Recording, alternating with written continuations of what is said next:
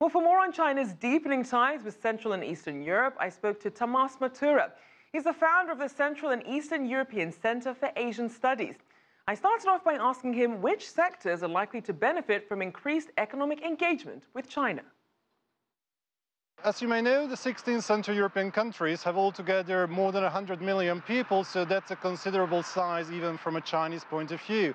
And we truly believe that the past 5 years of this cooperation between China and Central Europe has only been the beginning, and the next 5 years are going to be even more fruitful to all included sides. I think that the most important thing is that Hungary and China announced and agreed on the reconstruction of the railway line between Budapest and Belgrade, and this is going to contribute to the new Silk Road or the One Belt One Road project of China. Through this, Budapest will be one of the gateway of Chinese goods entering the European market through the port of Piraeus down south in Greece, through Macedonia, Serbia, and the Chinese goods will be able to enter the European markets here in Hungary. So let's break that down then, this idea of how the 16+1 framework is going to affect China and especially the Belt and Road Initiative. What are the main selling points there? The main point is that these countries in Central Europe, especially 11 members of the European Union, can contribute a lot to the cooperation with China. Most of the Central European countries are keen to attract more and more Chinese investment because we need more labor, we need more jobs, we need more investment from the Chinese side. On the Chinese side, it's also a good opportunity to enter European markets, especially when it comes to infrastructure investment like the Budapest-Belgrade railway line. And as you mentioned, this is now the 5th anniversary since the 16+1 framework was established. What sort of progress have we seen since 2012 to this point? I think there has been many things we can celebrate. First of all, I think that the awareness about Central Europe in China and about China in Central Europe is a very important thing.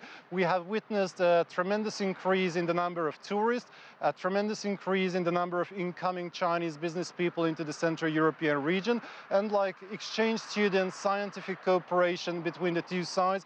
These are all very important, and I think on the long run, of course, we have to talk about years or even decades, but on the long run, this cooperation will be very beneficial to both sides.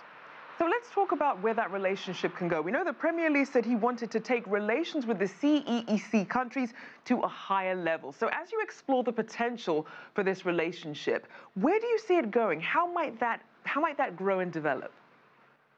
I think in the next 5 years, we are going to witness an even higher level of cooperation between the two sides. Now the prime ministers today and tomorrow are going to figure out how to develop relationships even further. But for example, the Interbank Association, what I have already mentioned, is an important step forward. This is something what the Shanghai Cooperation Organization has between its members since 2006. So I believe that, for example, the internationalization of the Chinese currency, the RMB, will take a big leap forward here in Central Europe through, for example, the contribution of the Hungarian Central Bank. And how do you see China's dynamic with the CEEC countries working with its overall relationship with Europe? The European context is quite complex. We know that the Western European countries and the European Union itself has had many concerns about the Central Europe's cooperation with China. I think that there are a lot of double standards on the Western European side, especially when it comes to the fact that it seems that Western Europe is a little bit jealous about the very good cooperation between China and Central Europe. That's surprising a little bit because we are doing nothing else but following the footsteps of other major Western European countries. I think it's enough to mention that the biggest European car maker company entered China more than 30 years ago, so we would like to have the very good and very similar relationship with China like our European member states have. And in terms of your expectations for the rest of the meeting, what should we be keeping an eye on?